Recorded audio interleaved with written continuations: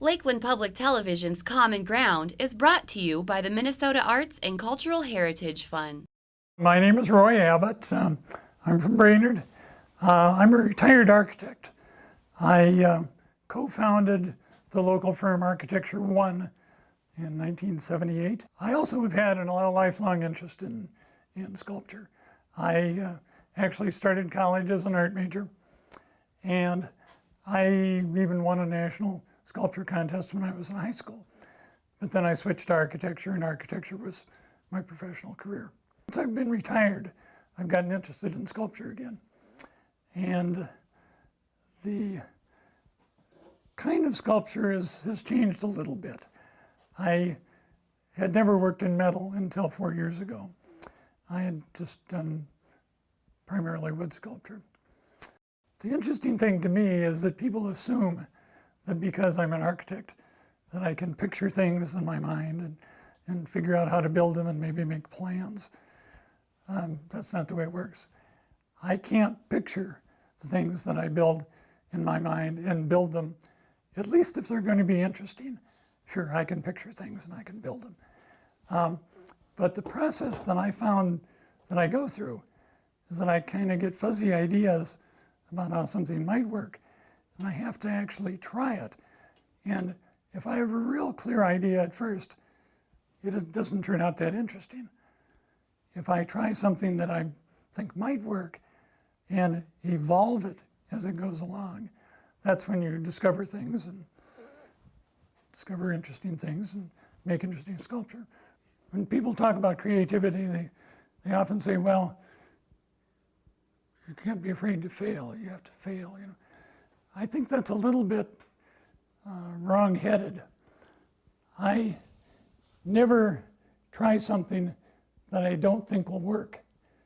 Sometimes it doesn't, but the idea that you should try and fail takes that idea way too far. This is a piece that's kind of in process, and it started as this piece of metal, which sat by itself, and I had the idea that there would be some sort of thing that would hang off of it, like this, for example. And I thought, well, that's okay. But then I also started working with wood, and I actually added this wood piece after I had the metal thing done. The advantage of that is it makes a more stable base. So then I could do something more adventuresome about the thing that hangs off of it, because I don't have to worry about it falling over. You know, and start to look at it, it's kind of what I would call leggy or something. I mean, the pieces are very slim, and there's a lot of space here, and I'm kind of studying the relationships between things. And so I thought, well, you know, it's an interesting idea that it's more stable, and I can do something else with it, but this isn't it. The question is how to figure out what to do next. And one of the things that I do is work with, you know, light cardboard, poster board kind of stuff, just to kind of figure out shapes by cutting them out with the scissors that might work.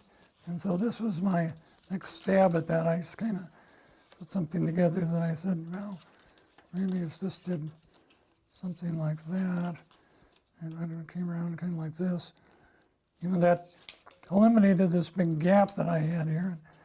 It looks like close, but this stuff isn't stiff enough to actually create the shape. It's just kind of a good guess. This is what I've done, and you can see that this is very sloppy, and I actually changed my mind about the shape of the lower part and so I just chopped that off and taped a new piece on. So it's all kind of, you know, play as you go, but that's the only thing that actually works if you're going to discover things. So, save a little time, I've actually cut a piece of aluminum, which is the same shape as the paper, and I do that by laying this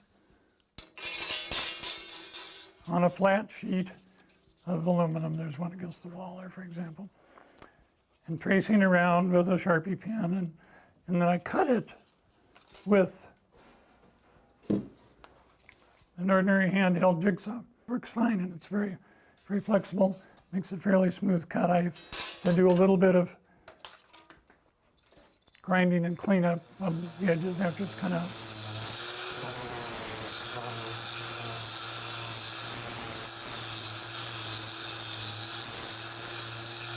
I go over it with a high-speed grinder that has what's called a flap disc, which is kind of a series of overlapping pieces of sandpaper.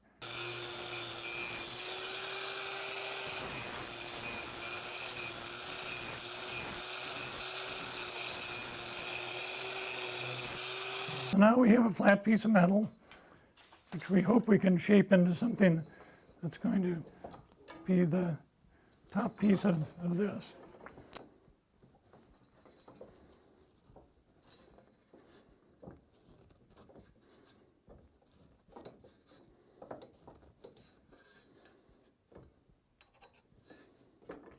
I've worked in a shop a lot, mostly with wood.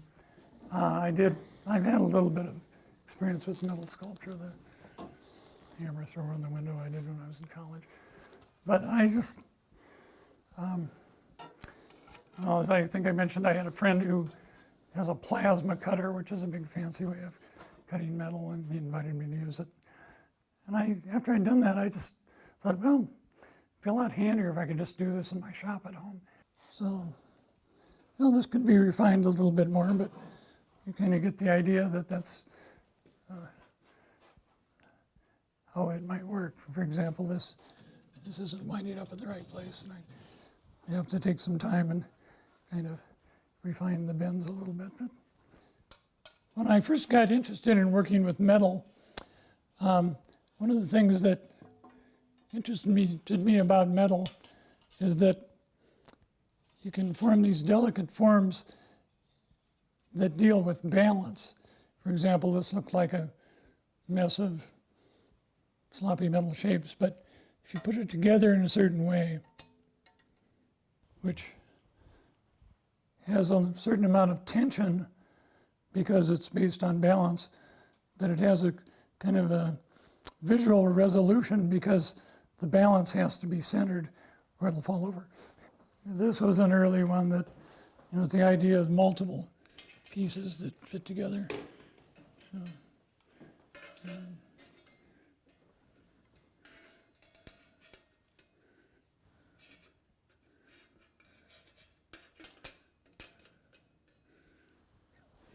I call it cobra ginkgo because it's kind of threatening, but these are kind of like ginkgo leaves. And I actually reformed this, and then I had the thing kind of like this also in my scrap pile that I stuck over it, and it had this kind of swirly, dancey flavor, and so I actually remade this so that this would come down and hover right over the base, and I call it tango because to me it kind of has the feeling of, swirling and dancing.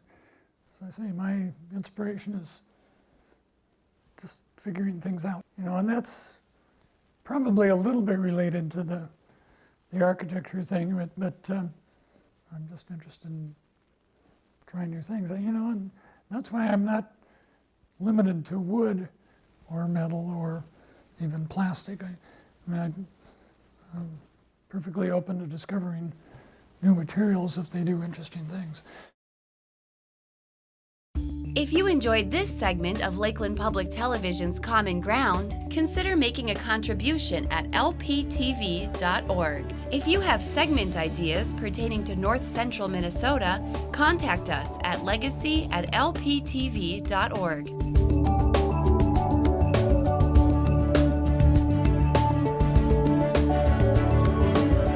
Common Ground is funded by the Minnesota Arts and Cultural Heritage Fund by the vote of the people on November 4th, 2008.